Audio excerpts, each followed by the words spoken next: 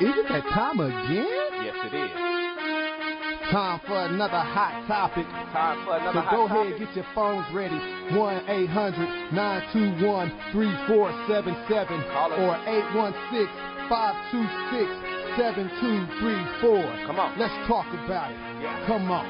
Y'all ready? Yeah. Y'all ready? Yeah. In these days and times, we gotta try to get it straight about what affects us and how we tend to relate to the issues that we're equipped or unequipped to talk about it, to understand black woman, black man. The only way we get a grip, gotta join hand in hand, make it click, get involved with today's politics, have a say so.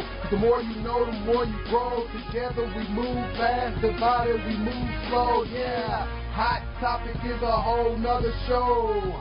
Call in, let us know. Now here's your host of the Hot Topic, Darren Smith. Get your phones out. 1-800-921-3477 or 816-526-7234. Let's go.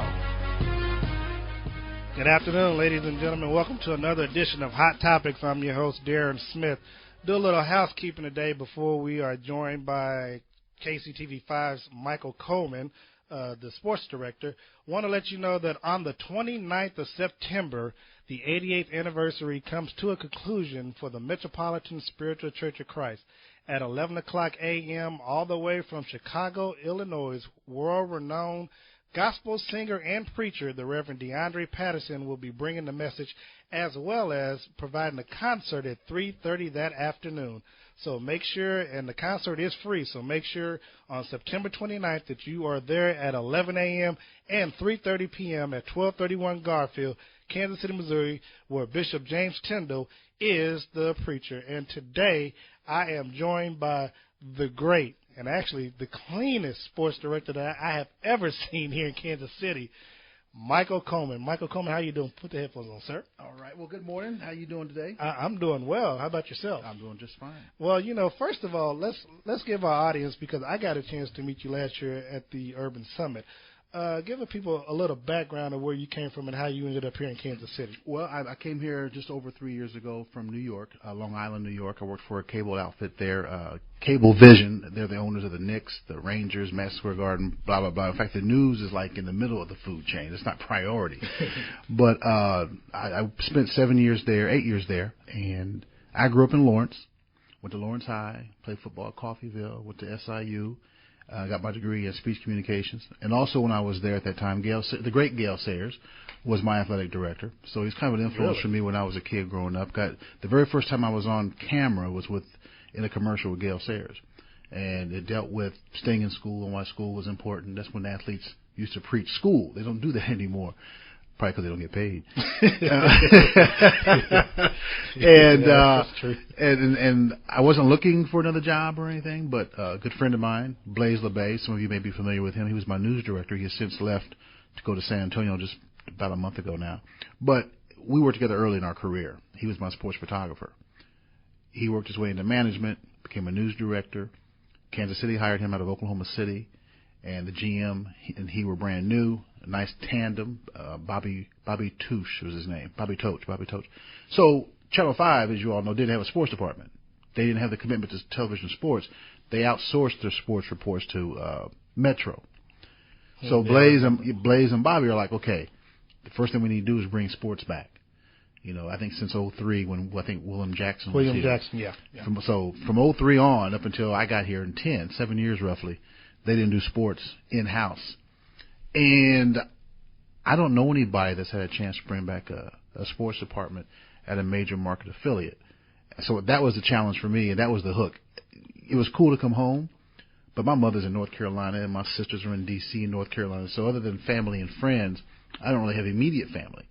So that wasn't the impetus for me coming back as much as bringing a sports department back under my terms, how I should see fit. And heck of a responsibility, but you've been up for a challenge, so. Well, I tell you what, it was challenging, and we're settled. I like the direction we're headed and we're doing, and I always try to tell my staff I have to hire them over a period of time, so the people I have in place are good folks, and they understand we're really big on promoting. It's easy to do the Royals. It's easy to do the Chiefs because they're money makers. That's what they do. But I also try to let them know we've got to be in the community.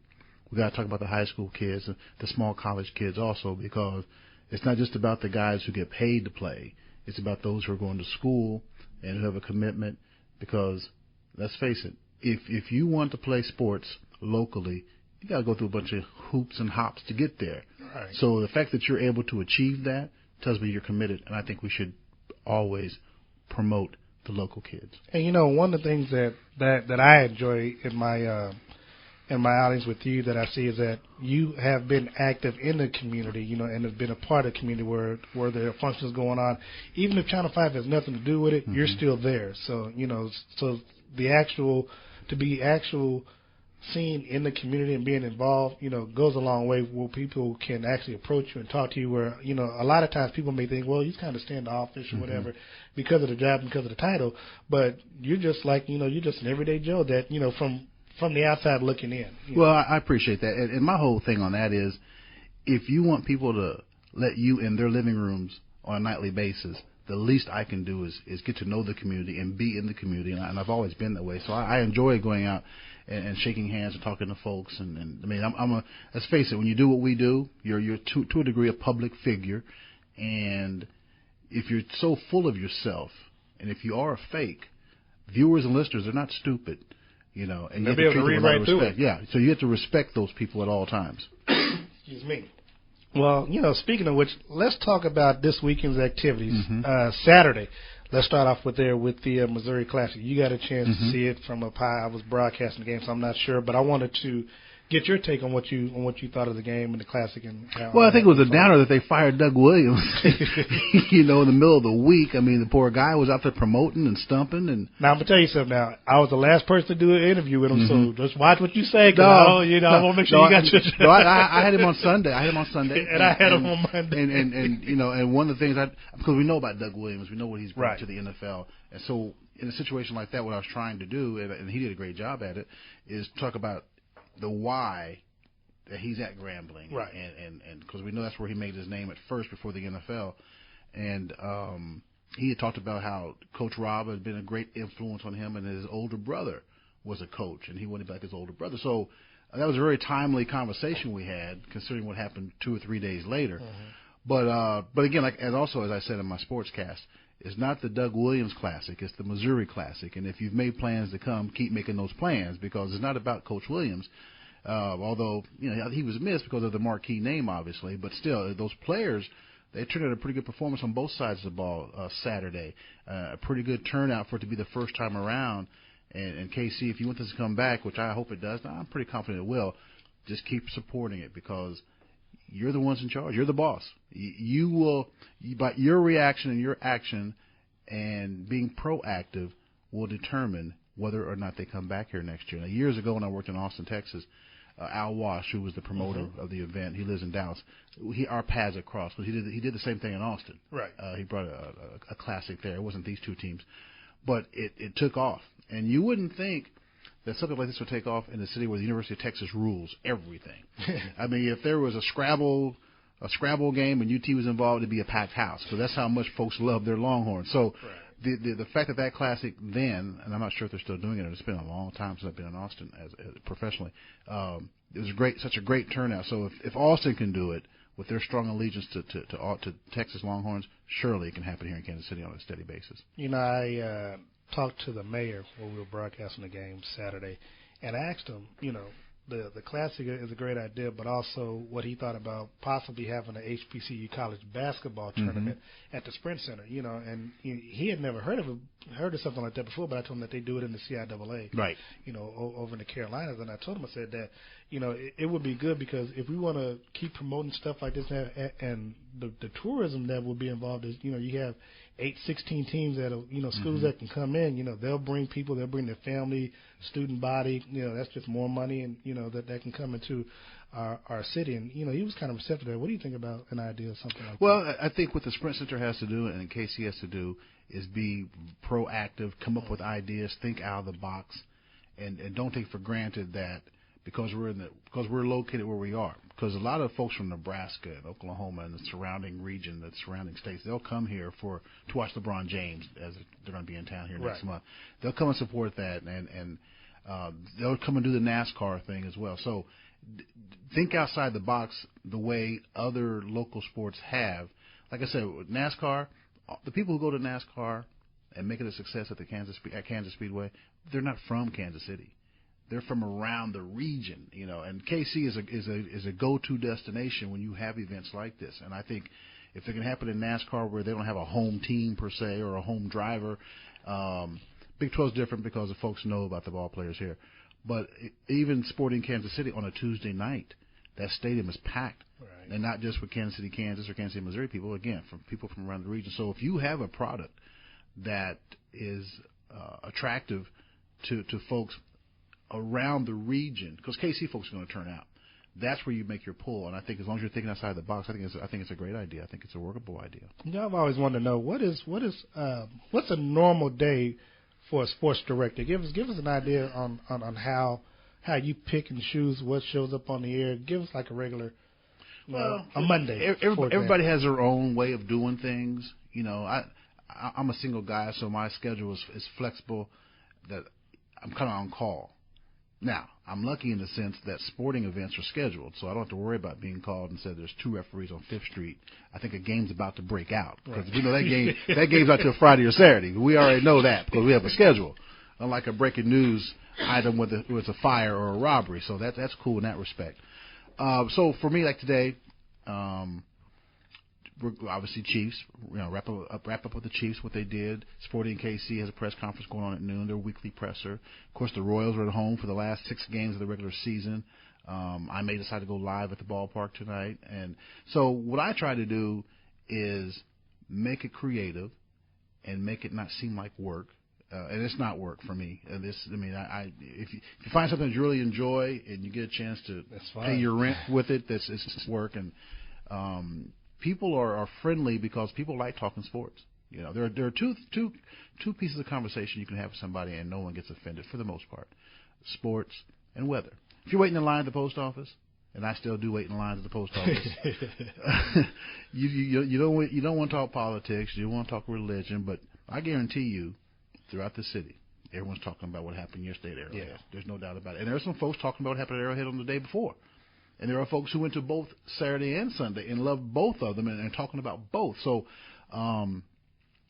what I try doing on Monday is I don't use the word rehash because that's what it is, and people know the answers. Like, I saw this yesterday. So you try to find a different way to cover that story because from yesterday to the day, there have been no sporting events in Kansas City. Right.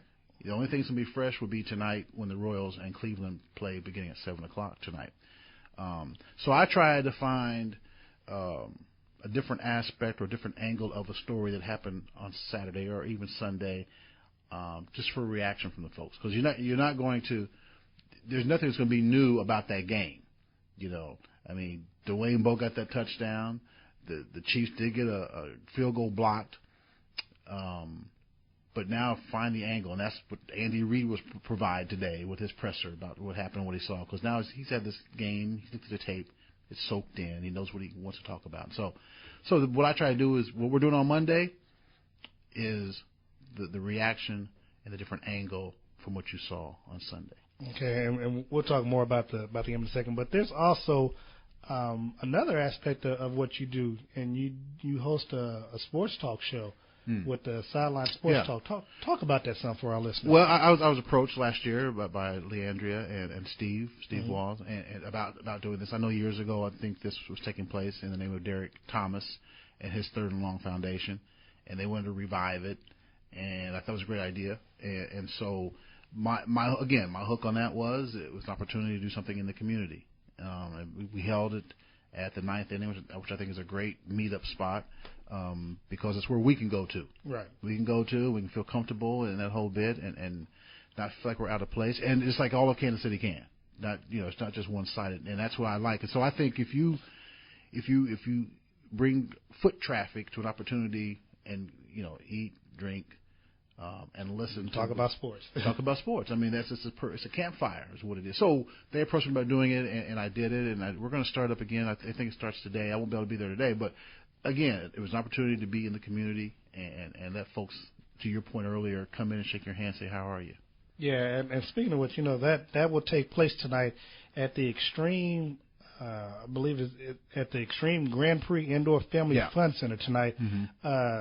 From 7 o'clock to 9 o'clock, because they're going to be doing this in conjunction with Dwayne Bowe's Foundation. Right. So they're going to have a pep rally and a family fun day. So, everybody get a chance to come out there and listen to the show live. And if by chance you can't make it, you can always log on to SidelineSportsTalkKC.com or even KCTV5.com. I know that they do a little simulcast of it as well. So, but now let's move to the game from yesterday. Give me your impression on what you thought, with the Chiefs going 2-0 and now and being able to knock off the Cowboys. Well, I have them going 7-9. I had them going 8-8, 9-8. So at 2-0, maybe although I did pick them to win yesterday, I think the reason why I was persuaded is because the Cowboys are a good team. Right. And they've played together as a unit longer than the Chiefs have, because the Chiefs have like 31 new ball players. But the overriding factor for me was Andy Reid. He's made a living. He's paid his mortgages by beating the Dallas Cowboys and the rest of the NFC East, who the Chiefs play another NFC East foe, of course, Thursday, his old backyard, Mr. Reid, Coach Reid. So I thought, I'm going to give the coaching edge to Andy Reid. Jason Garrett, I think, will be a good coach. And they pulled it out the way they did. I thought it was going to be a bigger margin. I think I had like 24-14 or something like that. Which it could have been. It was almost about to happen. But they won the way they won. I still had them winning 7 games, and I hope that's very conservative, because I've also said they could steal 2 or 3 along the way.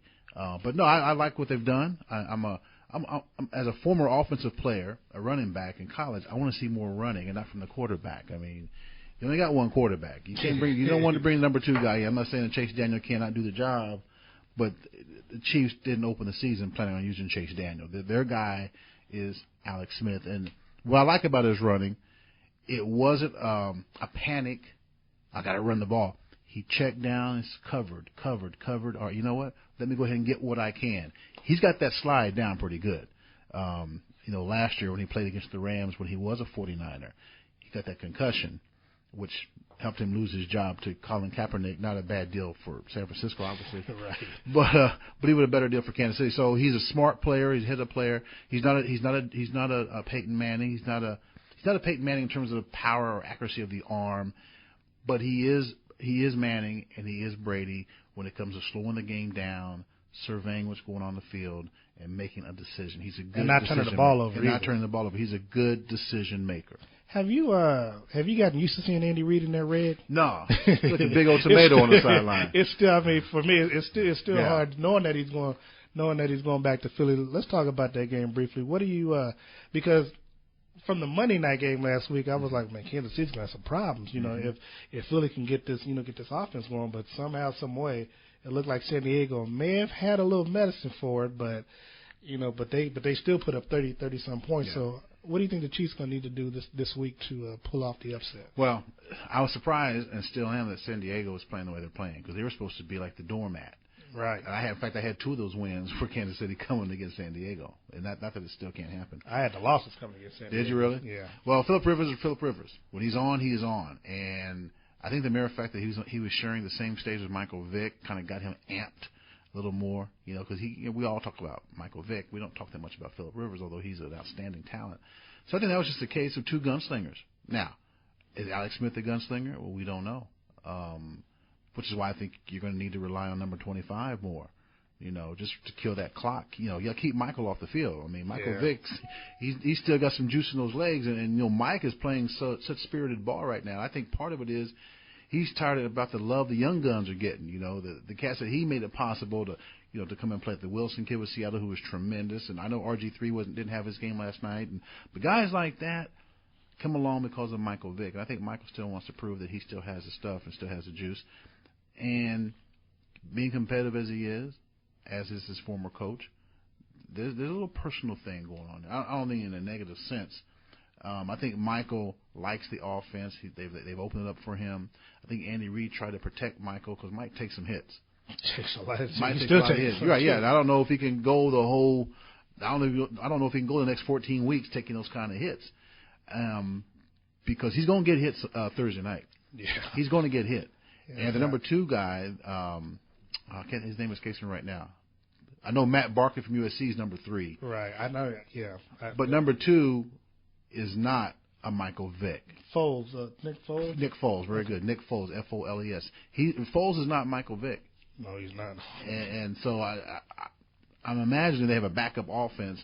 But even if you trot that thing out, that new offense out in the middle of whomever you're playing, the timing and the synchronization of a whole bit. So, but back to your point, it's going to be an emotional night.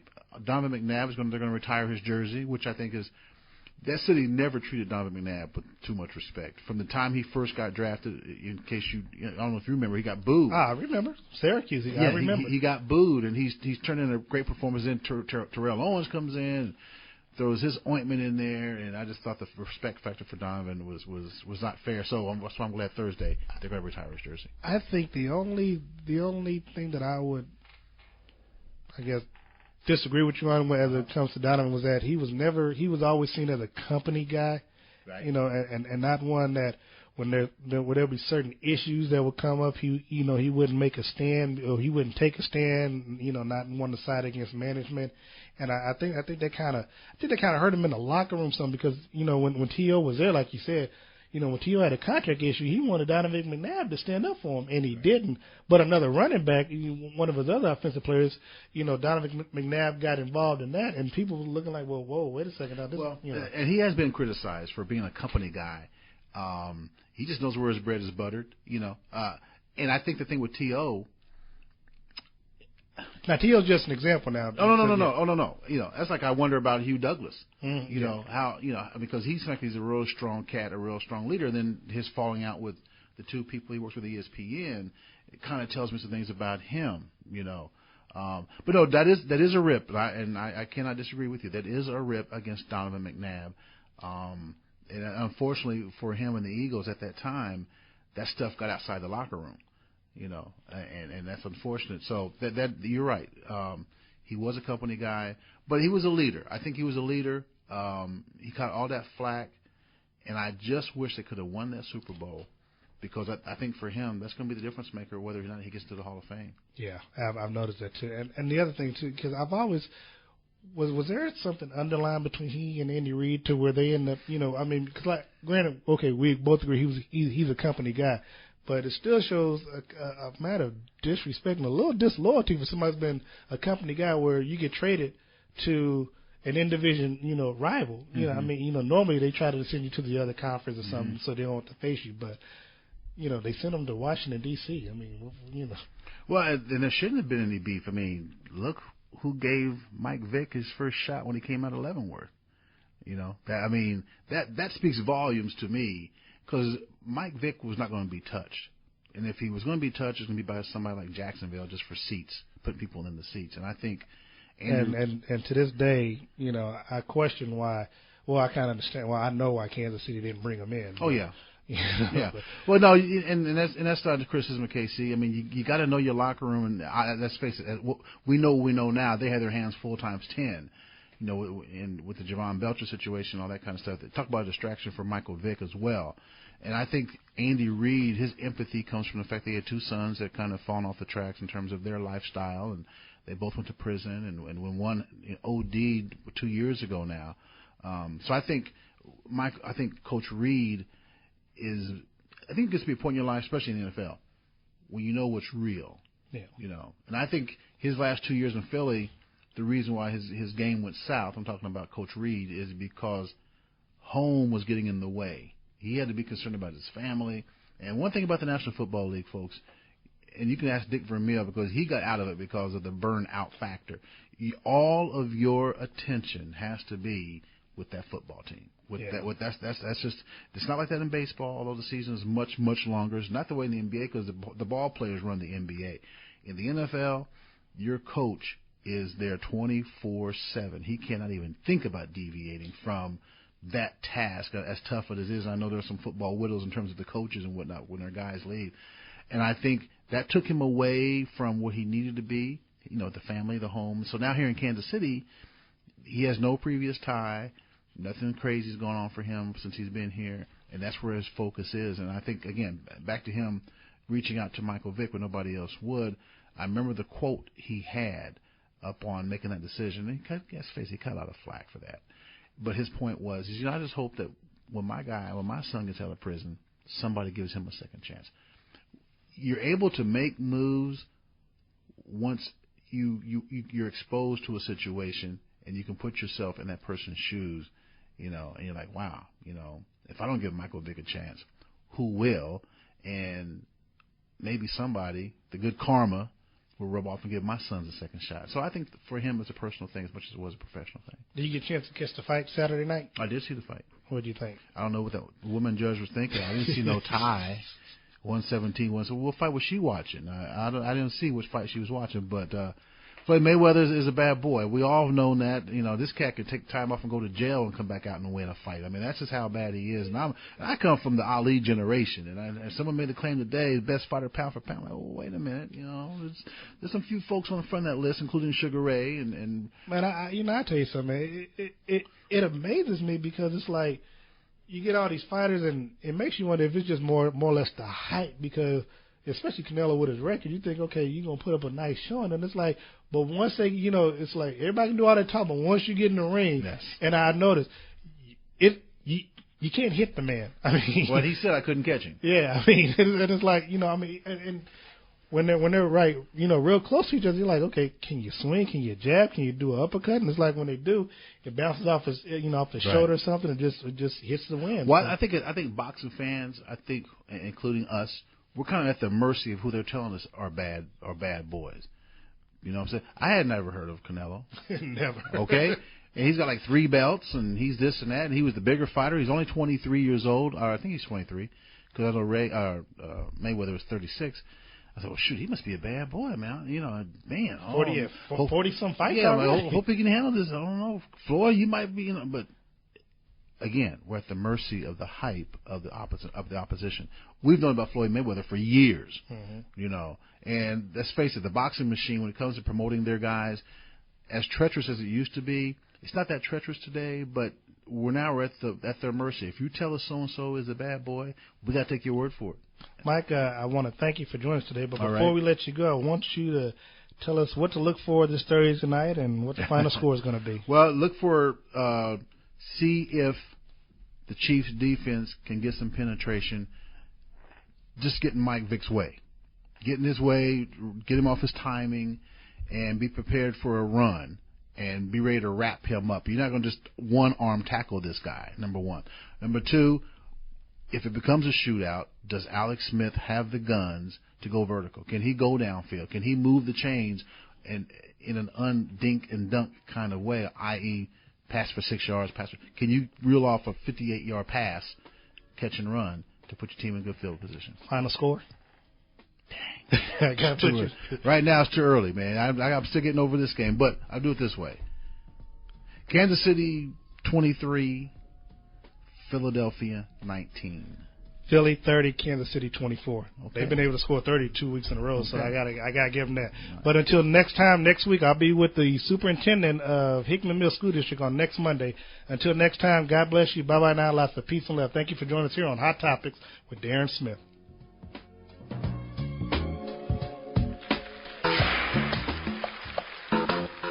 Somebody better call 911, 'cause it's gotta be a fire.